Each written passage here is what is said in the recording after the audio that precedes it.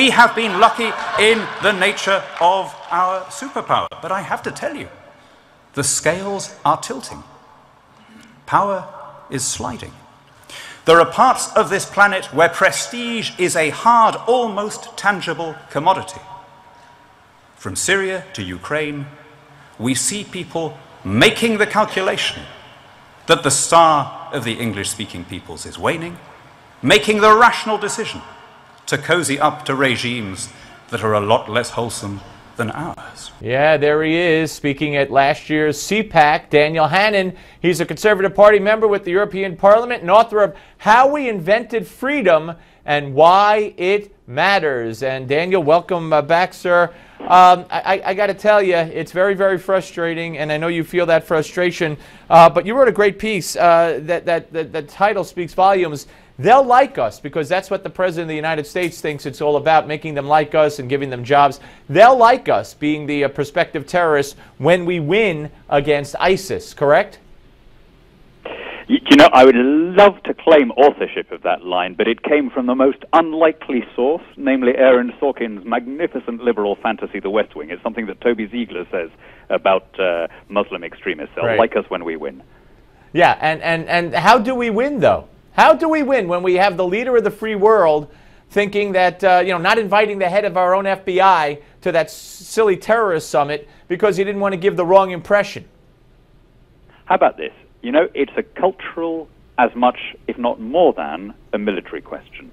Militarily, the U.S.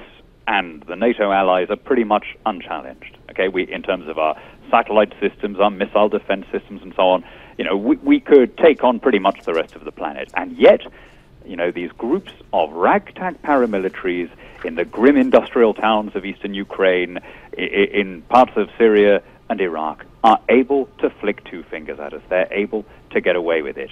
And why is that? Because they sense that our self-confidence is missing. And that's the thing we really do need to change.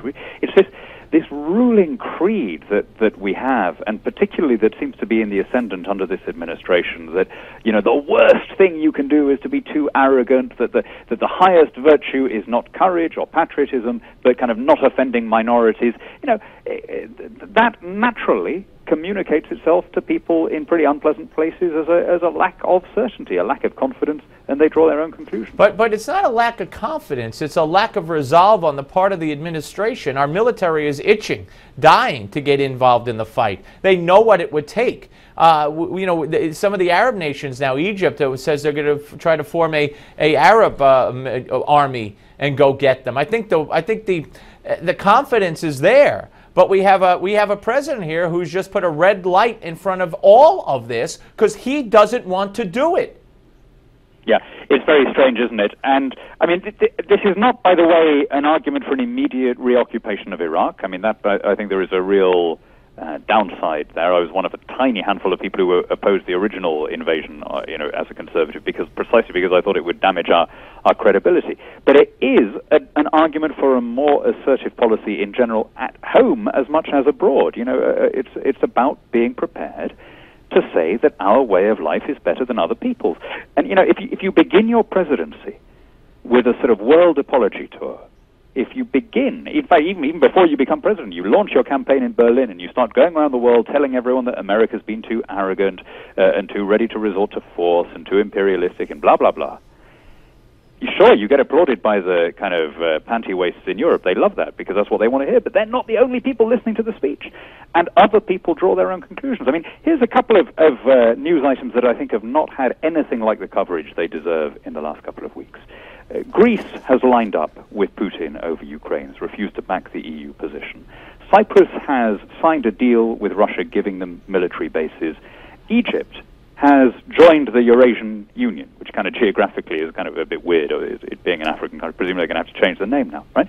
Now, how is it that in Cyprus and in Greece and in Egypt, people are happy to sidle over to Putin? I mean, it's not because they think he's stronger militarily, but they think he is more confident. And, these tiny little bankrupt Levantine countries just don't care what Washington thinks anymore. And that is as much to do with domestic policy, with domestic assertiveness, and by the way, also with finance. I mean, the Greeks know a thing or two about being in debt, right? Yeah, I would say they understand what it means when you owe $18 trillion, right? They know that there are military implications from that. Yeah, no, absolutely. All right, Dan, thank you very much for joining us. I appreciate it. Thank you. Thank you, Steve. Dan Hannan, ladies and gentlemen. Yeah, it's a very dangerous scenario, and we talk about it every single day. But and I'm glad Dan agreed. The resolve is there, the confidence is there on the part of the American people. If we were told we're going to go kill ISIS and get them and do away with them in 3 months, starting tomorrow, I think the American people would say absolutely we could do it. But we have a president who wants no part of it. Why?